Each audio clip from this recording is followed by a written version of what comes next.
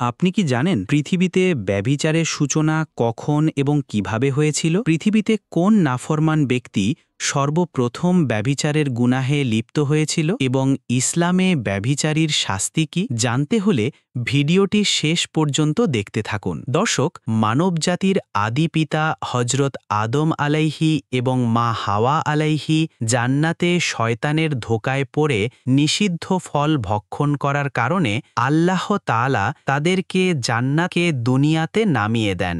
অতঃপর আল্লাহ তাআলার আদেশেই বাবা আদম আলাইহি এবং মা হাওয়া আলাইহি মানবজাতির বংশবিস্তারে সন্তান জন্ম দিতে থাকেন। হজরত মা হাওয়া আলাইহি একসঙ্গে জোড়ায় জোড়ায় একটি পুত্র ও একটি কন্যা সন্তান যমজভাবে জন্ম দিতেন। এভাবে তিনি 40 জোড়া সন্তান জন্ম দিয়েছেন। তৎকালীন আল্লাহর বিধান অনুযায়ী প্রথমবারের পুত্রের সাথে দ্বিতীয়বারের কন্যা এবং দ্বিতীয়বারের পুত্রের সাথে প্রথমবারের কন্যার বিবাহ হতো। তখনকার শরীয়ত অনুযায়ী এইরূপ বিবাহ দরকার ছিল, কারণ তখন হজরত আদম আলাইহি এবং মা হাওয়া আলাইহি পৃথিবীতে আর কোনো মানবী ছিল না। তাদের পুত্র ও কন্যা সকলেই ভাই বোন। কাজেই ভাই বোনদের মধ্যে বিবাহ না হলে তারা সকলেই অবিবাহিত থেকে যেত। ফলে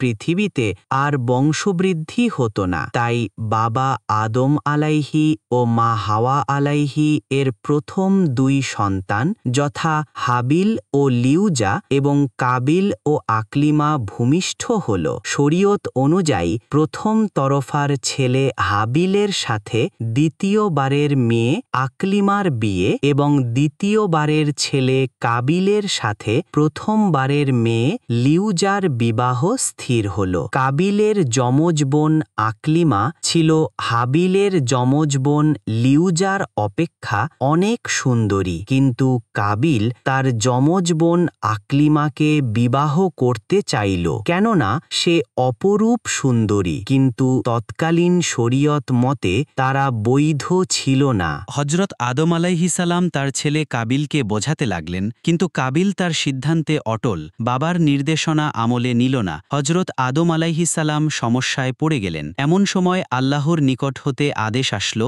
হাবিল ও কাবিল উভয়কে আল্লাহর রাস্তায় কুরবানি করতে হবে। যার কুরবানি আল্লাহর দরবারে গৃহীত হবে সেই আকলিমাকে বিবাহ করবে। কাবিল নিজে কৃষিকাজ করত, ফলে সে কিছু গম ও তরকারি আল্লাহর নামে উৎসর্গ করল, আর হাবিল মেষ চড়াত। তাই মোটাসোটা একটি মেষ আল্লাহর নামে উৎসর্গ করতে তারা দুজনে একটি পাহাড়ের চূড়ায় রেখে আসলো। লক্ষণীয় হল, কৃষিকাজ ও পশুপালন এটা পৃথিবীর সূচনাকাল থেকে চলে আসছে। আল্লাহ তাআলা পৃথিবী আবাদ করতে দরকারি সকল জ্ঞান নবীদের মাধ্যমে মানবজাতিকে শিখিয়েছেন, অথচ আমরা মানবজাতি কল্পনা সৃষ্ট ভুল ইতিহাস পড়ে থাকি। আদিম মানুষ নাকি কোনো কৃষিকাজই জানত না, অথচ বাস্তব সত ইতিহাস তার বিপরীত। সুতরাং হাবিল ও কাবিল দুজনের কুরবানি পাহাড়ে জমা রাখা হল। তখনকার নিয়ম অনুযায়ী আকাশ থেকে অগ্নিশিখা এসে যার কুরবানি জ্বালিয়ে দিত তার কুরবানি কবুল বলে বিবেচিত হতো, আর যার কুরবানি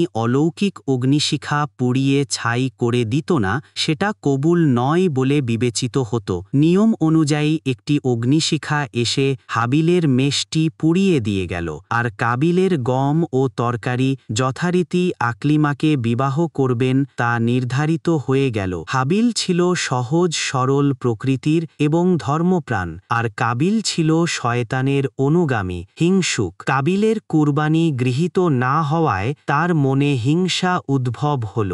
সে এতটাই উত্তেজিত হয়ে পড়ল যে ক্রোধের বশবর্তী হয়ে হাবিলকে হত্যা করল। ফলে সে ক্ষতিগ্রস্তদের অন্তর্ভুক্ত হয়ে গেল।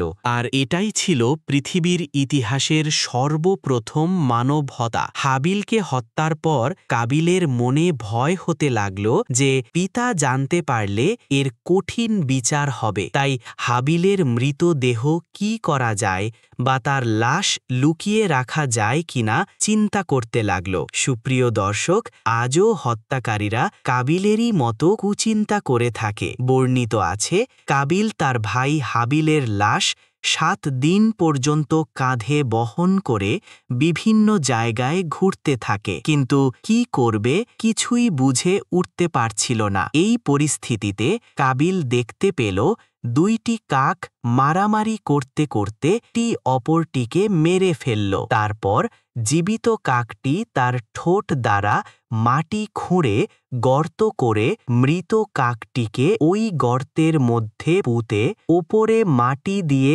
সমানভাবে ঢেকে উড়ে চলে গেল। কাবিল ব্যাপারটি মনোযোগ সহকারে প্রত্যক্ষ করল আর ভাবল, আমি যদি কাকের ন্যায় করি সেটা তো ভালোই হয়, আমার একটা কাকের সমান বুদ্ধিও নেই। অতঃপর সে কাকের প্রদর্শিত নিয়মে মাটি খুঁড়ে হাবিলের লাশ মাটির নিচে পুঁতে রেখে চলে গেল। আল্লাহ তাআলা বলেন, অতঃপর আল্লাহ তাআলা এমন একটি কাক প্রেরণ করলেন, সে মাটি খনন করেছিল যাতে তাকে শিক্ষা দেয় যে আপন ভ্রাতার মৃতদেহ কিভাবে আবৃত করতে হবে। মাটিতে পুঁতে রাখার পর কাবিল বলল, আফসোস, আমি কি এই কাকের সমতুল্য হতে পারলাম না যে আপন ভ্রাতার মৃতদেহ মাটি দ্বারা ঢেকে দেব। অতঃপর সে অনুতাপ করতে লাগল। অতঃপর কাবিল উক্ত